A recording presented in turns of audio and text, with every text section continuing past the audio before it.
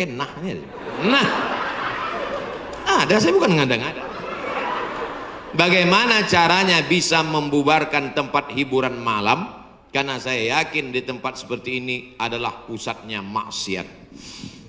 Semua hiburan malam mesti ada izin dari Majelis Ulama Indonesia, tokoh adat, tokoh masyarakat, dan disetujui oleh Polsek. Setuju?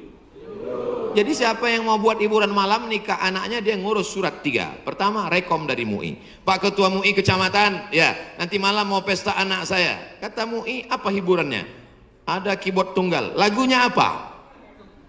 Ini lagunya. Ini pulang-pulang berbadan 2. Jangan.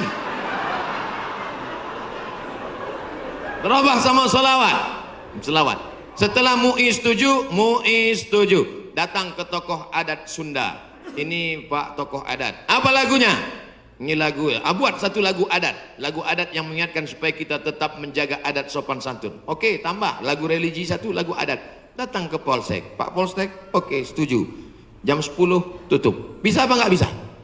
Bisa. Jangan suruh saya datang ceramah ke situ, nanti mereka sudah mabuk baru datang saya, assalamualaikum. Nggak bisa. Ini amar ma'ruf nahi mungkar ini bukan cuma tugas ustadz, tapi tugas kita bersama. Di masjid ustadz menyampaikan ceramah, bapak ibu memfasilitasi, anaknya nikah, perbuatannya baik, sakral, menghalalkan yang haram, tapi dalam itu dia sudah melakukan perbuatan haram, menyediakan narkoba, menyediakan pesta sampai malam. Insya Allah kalau sepakat yang 3, polisi, tokoh agama, tokoh adat, DPR tingkat kabupaten provinsi, peraturan daerah, pesta keramaian hanya boleh sampai jam 9 malam. Lewat dari itu pengawasan polisi boleh menangkap. Bisa atau tidak bisa? Bisa. Makanya kita harus berjamaah menangkal ini semua. Insya Allah kalau sudah orang-orang masjid duduk memilih wakil-wakil rakyat yang juga peduli, maka akan terwujud negeri kita tetap menjadi baldatun thayyibatun wa rabbun ghafur. Makanya sebarkan pengajian. Siapapun ustadz yang datang ngaji, Ustadz Jujun Junaidi ngaji, Ustadz Abdul Somad ngaji, Ustadz ngaji, datang duduk diam dengar. Ada snack makan, nggak ada istighfar.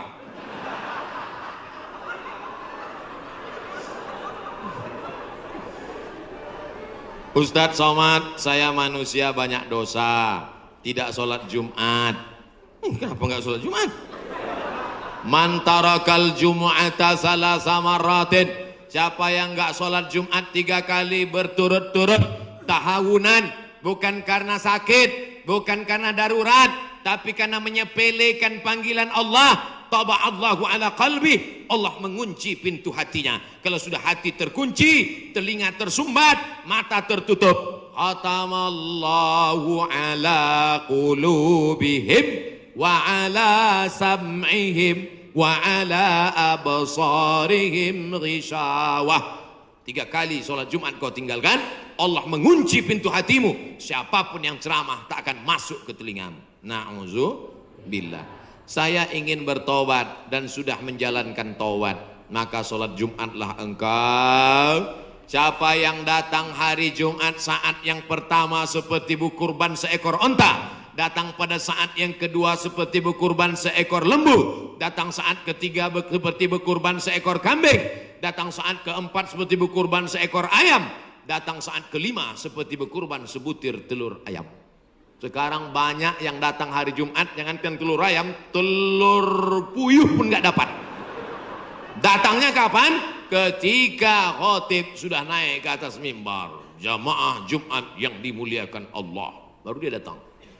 Terlambat, udah terlambat sholat sunat lagi. Allahu Akbar. Pakai baju kaos tertulis, emang masalah buat lo.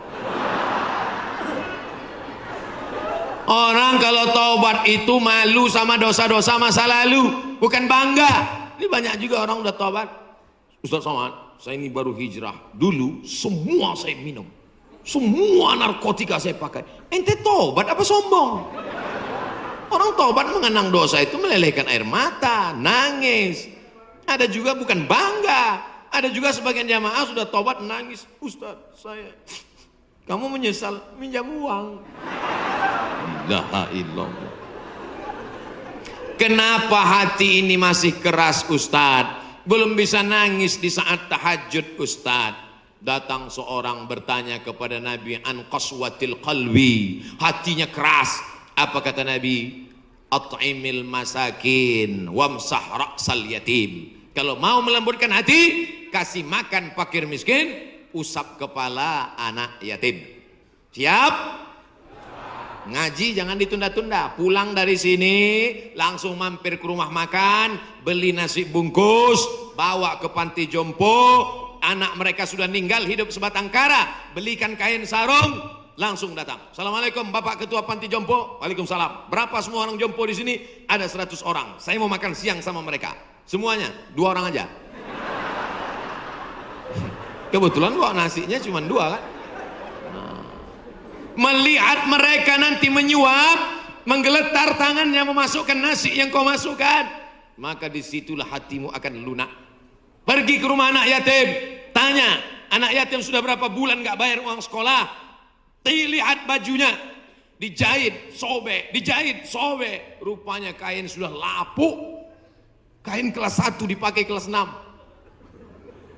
Belikan bajunya, senangkan hatinya.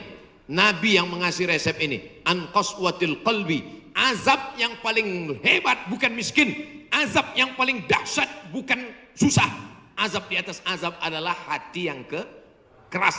Wa inna minal hijarati lama yatafajjaru minhul alhar. Ada batu keras tapi masih bisa mengalirkan air. Wa inna minha lama yahbitu min khasyatillah. Ada batu yang keras tapi hancur berkeping ketika takut kepada Allah. Di atas bukit Tursina, saya ketika naik ke atas bukit Tursina di Mesir, tempat Nabi Musa menerima wahyu, itu nampak batu-batu hancur. Kata imam masjid yang ada di atas, inilah batu yang hancur saat takut kepada Allah SWT. Tapi kalau sudah hati menjadi keras, maka tak akan meleleh apa-apa. Kalau ada orang tidak meleleh apa-apa, pelit, medit, bakhil, itu salah satu ciri hati yang keras. Lunakkan hati dengan banyak bersedekah. Saya kalau ikut pengajian, telinga saya tahan. Kalau ikut sholat malam, mata saya tahan. Kalau datang ke masjid, kaki saya tahan. Tapi kalau sudah keluar duit, dompet saya nggak tahan. Banyak orang ketika keluar, alhamdulillah masjid ini adalah wakaf orang-orang baik di Panyawangan, di Jawa Barat. Ternyata orang-orang Sunda, orang-orang Jawa Barat ini berwakafnya tidak tanggung-tanggung, langsung satu masjid. Mudah-mudahan akan banyak wakaf-wakaf yang lain insyaallah. Amin. Sekarang banyak juga orang berwakaf. Ustaz Somad, itu tanah saya wakafkan. Mantap. Begitu diurus di Badan Pertahanan Nasional, rupanya suratnya 5. Kenapa kau wakafkan tanah bermasalah? Karena bermasalah, itulah saya wakafkan Ustaz. Nauzubillah. Kalau hatimu masih keras juga, hadirlah di tempat penguburan jenazah. Berdirilah di tepi kubur tempat jenazah. Kubur, suruh kawan satu nyenggol dari belakang. Masuk kau ke dalam, kau sambut jenazahnya, kau pegang masuk ke lubang, terasa dingin dari bawah, sadarlah bahwa kau juga akan mati masuk ke dalam. Rumahmu yang besar tinggal, istrimu akan nikah dengan brownies. Mobilmu yang mewah akan dijual, suratnya akan berganti di kantor Samsat. Tanahmu akan diganti akte notaris. Kau hanya akan membawa 2-3 helai kain kafan, digulung macam dodol Garut. Apa yang kau bawa mati menghadap Allah SWT? Ada orang Islam mati bawa seragam? Ada. Tadi saya baru dikasih jaket kulit, sayang sekali. Tapi jaket itu pun tinggal kalau kau mati, Abdul Somad. Kenapa nggak dipakai sekarang? Panas. Apa yang kau bawa mati? Kalau pernah kau usap kepala anak yatim, kalau pernah kau infak sedekah untuk masjid, itulah yang akan kekal abadi. Yang mewakafkan tanah ini sudah meninggal, tapi terang kuburnya, lapang makamnya insya Allah. Amin. Pikirkan, orang yang cerdas bukan yang IP-nya 4, orang yang cerdas bukan otaknya hebat. Al-Kayyis, orang yang cerdas, mandana nafsahu, mampu menekan hawa nafsunya, wa amila lima ba'dal maut, dia beramal berpikir setelah mati. Ini banyak orang mikirnya setelah pensiun. Saya alhamdulillah Pak Ustaz udah siap nih setelah pensiun nanti.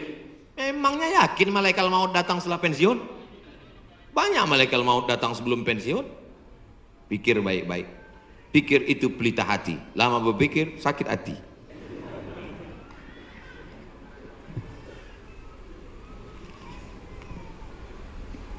Bagaimana kita bisa membedakan musibah, cobaan, bencana, atau azab? Seperti ujian dosen. Misalnya virus corona yang sedang merebak sehingga dampaknya pada kaum muslimin, khususnya muslimin di Indonesia yang tidak dapat melaksanakan ibadah umroh. Pertanyaan dari Bapak Ridwan Ahmad Faizin Emrian Abidin Bandung. Ternyata ini pertanyaan kolektif. Misalnya saya demam.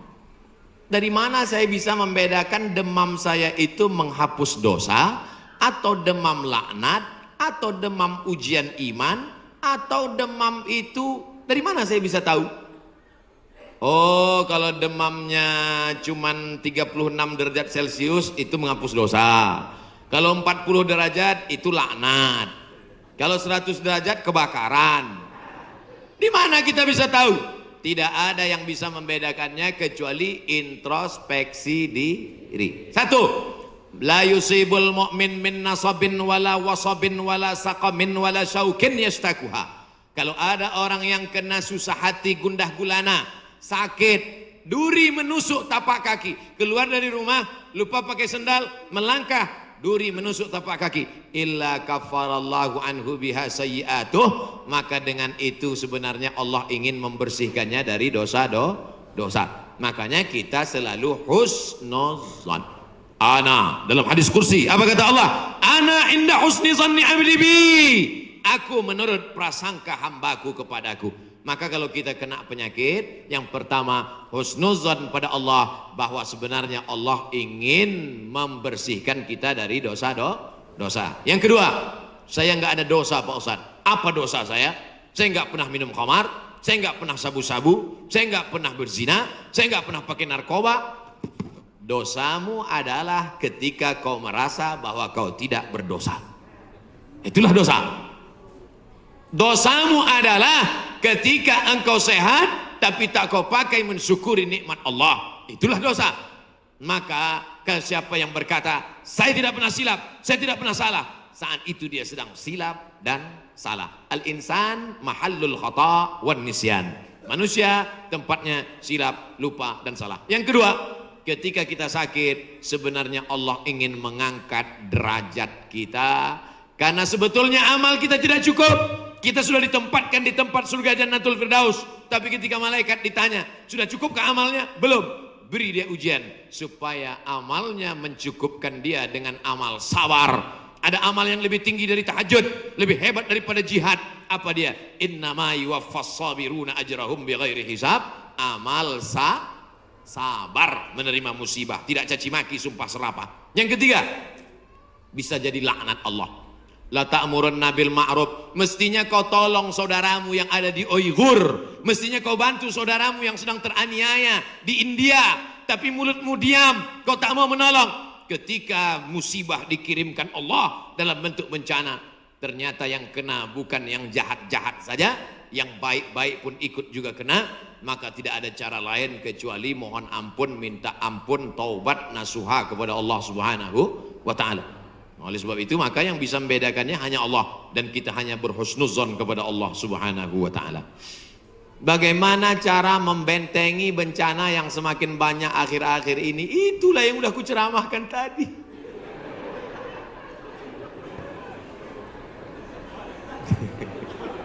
Itulah yang udah kita bicarakan selama 1 jam 15 menit tadi, brother.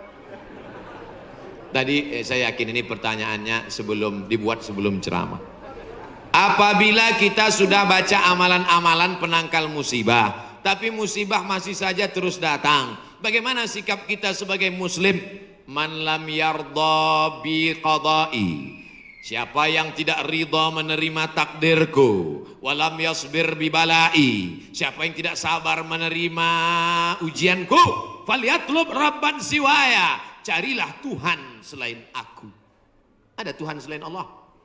La ilaha illallah. Maka kita tidak ada cara lain kecuali ridha, ikhlas, terima ketetapan Allah. Makanya ketika bangun pagi apa doanya? Raditu billahi rabba. Aku ridha menerima Allah sebagai Rabb.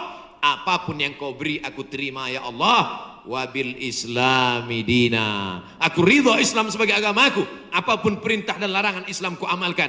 Wabi Muhammadin nabiyya wa rasula. Aku ridha Muhammad sebagai rasulku, maka kita ikut sunnah Rasulullah Muhammad sallallahu alaihi wasallam. Terjadi juga ridha. Tapi kalau terjadi karena kurang usaha, hukum sebab akibat. Sudah disimpan uang di dalam dompet, dompetnya dikunci, dompetnya dalam laci, lacinya dikunci, lacinya dalam lemari, lemarinya dikunci, lemarinya dalam kamar, kamarnya dikunci, kamarnya dalam rumah, rumahnya dikunci, rumahnya dalam komplek, kompleknya dikunci, hilang juga. Terus mau ngamuk. Tidak ada cara lain kecuali ridha kepada Allah. Tapi kalau punya sepeda motor nggak dikunci, malah berhenti, mesinnya hidup, kuncinya diletakkan, terus sibuk beli ngobrol, beli kangkung 2 ikat, ngobrolnya 2 jam. Ketika dilihat hilang. Terus ketika hilang suaminya nanya, mana motor kita? Ridho mas. Itu bukan ridho, goblok. Mohon maaf saya keceplosan. Oleh sebab itu maka tetap ada Ahlus Sunnah wal Jamaah mengajarkan kita ada namanya al-kasbu wal ikhtiar. Bahasa kitanya namanya usaha. Kalau pemerintah menyuruh pakai masker, usaha. Jangan tidak ikut. Suruh cuci tangan sering. Sebetulnya kita nggak perlu belajar masalah cuci tangan. Ada nggak ada virus kita tetap cuci tangan, betul? Subuh cuci tangan, zuhur cuci tangan, asar cuci tangan, maghrib cuci tangan, isya cuci tangan, tahajud cuci tangan, witir cuci tangan, duha cuci tangan. Orang Islam paling sering cuci tangan. Makanya saya heran kalau sampai anak-anak kita diajarkan, mama siapkan gayung sama sabun. Untuk apa nak? Hari cuci tangan internasional. Loh, kita nggak perlu diajari cuci tangan. Nanti takutnya 20 tahun akan datang ada lagi namanya Hari Cebok Nasional. Dari 14 abad yang lalu kita sudah bersih, betul? Tidak akan ada bakteri bersarang di ujung-ujung jari kita karena kita paling sering cuci tangan. Tidak akan ada bakteri yang bersarang di ujung kuku kita karena kita paling potong kuku hari Jumat. Kalau seminggu tak akan mungkin kukunya panjang. Makanya Nabi berkata, azfaraka, kukumu kenapa panjang? Inna syaitana yaqudu ma tala minha. Setan duduk di kuku yang panjang. Makanya pertama yang dijaga dalam Islam adalah kebersihan. Kuman datang, binatang dipotong. Setelah dipotong darahnya keluar karena ternyata bakteri ada di dalam darah. Setelah darahnya keluar, dipotong-potong, dicuci sampai 4 kali. Ibu, saya tidak punya saudara perempuan. Waktu masih kecil di rumah, bantu ibu di rumah, saya disuruh cuci. Selamat, cuci daging, saya cuci. Kalau ayam 2 kali, kalau kambing 4 kali. Kenapa gitu mak? Ayam kakinya 2, kambing kakinya 4. Saya nggak tahu anak kecil. Sekarang saya baru tahu. Ternyata ayam dagingnya putih, darahnya nggak banyak. 2 kali sudah bersih. Tapi kambing sekali masih merah, 2 kali masih merah, 3 kali agak pucat, 4 kali bersih. Setelah itu baru dimasukkan, dibuang airnya, disolawatkan, baru dimasak. Mereka tidak, kambing tidak dipotong, kambing matinya di stunning. Ada pistol, tapi pelurunya nggak keluar, ditahan. Itu skalanya 8, ditembakkan ke kening sapi, tembak ke kening sapi, sapinya mati, darahnya nggak keluar. Kalau sampai 8 mati, tapi kalau 7 bodoh aja. Itu sapi-sapi dari Australia yang datang ke tempat kita yang liar seperti banteng, itu ditembak otaknya skala stunning 7, bodoh. Ibu kalau ada bapak yang liar, tembak sekali. Mas, mama mau pergi arisan, pel lantai, mandikan anak, dan papa. Nah itu udah kena stunning. Jangan diamal. Tidak dipotong, hanya stunning 8 skala, akhirnya sapi tumbang, darahnya masih dalam daging, bercampur dengan darah bakteri penyakit, dipotong-potong, diletakkan di atas api yang tidak terlalu matang, bolak-balik, nggak dicuci, darah nggak keluar, masuk ke dalam roti, dicampur, dimakan. Barbecue.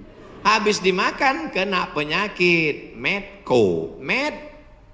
Ko sapi, med gila, medco sapi gila.